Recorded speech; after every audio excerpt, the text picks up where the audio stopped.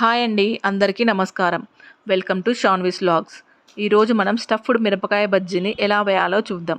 First అయితే ఒక నిమ్మకాయ సైజ్ అంత చింతపండుని వేసి తగినన్ని వాటర్ని కలుపుకొని కొంచెం జీలకర్రని వేసి కొద్దిసేపు పక్కన నానబెట్టుకుందాం.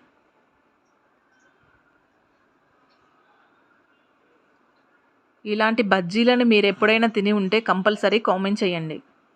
తర్వాత ఒక బౌల్ని తీసుకుని దాంట్లో ఒక కప్పు శనగపిండిని, పావు కప్పు బియ్యం పిండిని,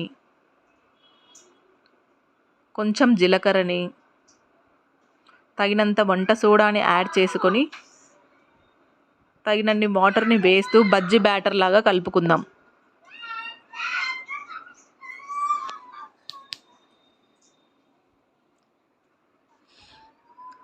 ఈ బజ్జీ చాలా జ్యూసీగా పుల్ల పుల్లగా చాలా బాగుంటుందండి.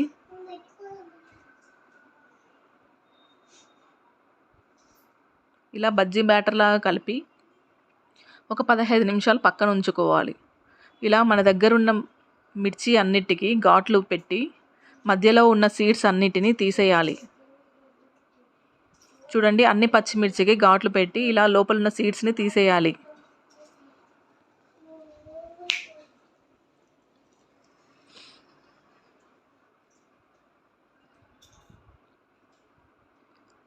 మనం పక్కన ఉంచుకున్న చింతపండును తీసుకొని ఒక మిక్సీ జార్లో వేసి కొంచెం సాల్ట్ని యాడ్ చేసుకొని సాఫ్ట్గా గ్రైండ్ చేసుకుందాం.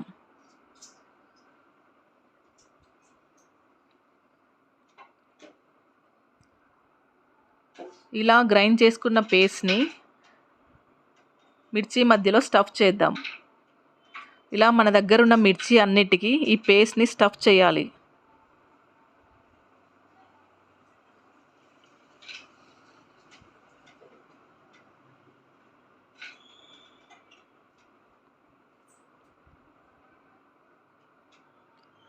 పక్కన ఉంచుకున్న శనగపిండిలో కొంచెం సాల్ట్ని యాడ్ చేసి బాగా కలుపుకొని స్టవ్ మీద ప్యాన్ ఉంచి తగినంత ఆయిల్ని హీట్ చేయాలి.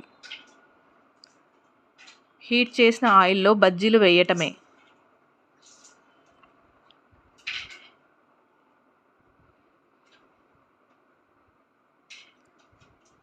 ఇలా తగినన్ని బజ్జీలను వేసుకొని మీడియం ఫ్లేమ్లో వేయించుకోవాలి.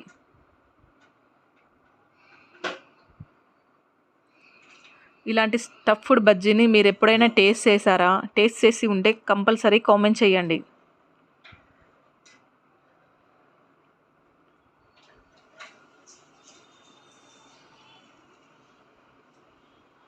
ఈ వీడియో కనుక మీకు నచ్చినట్లయితే ప్లీజ్ లైక్, షేర్, సబ్స్క్రైబ్.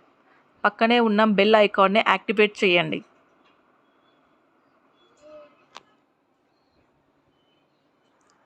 చూడండి, బజ్జీలు కలర్ చేంజ్ అవ్వటం స్టార్ట్ అయ్యాయి.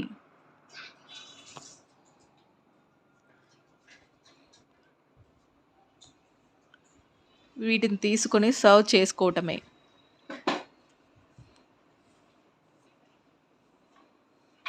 ఇంకెందుకు లేట్, మీరు ఒకసారి ట్రై చేసి కంపల్సరీ నాతో షేర్ చేసుకోండి. ఈ వీడియో కనుక మీకు నచ్చినట్లయితే please like, share, subscribe. Thank you.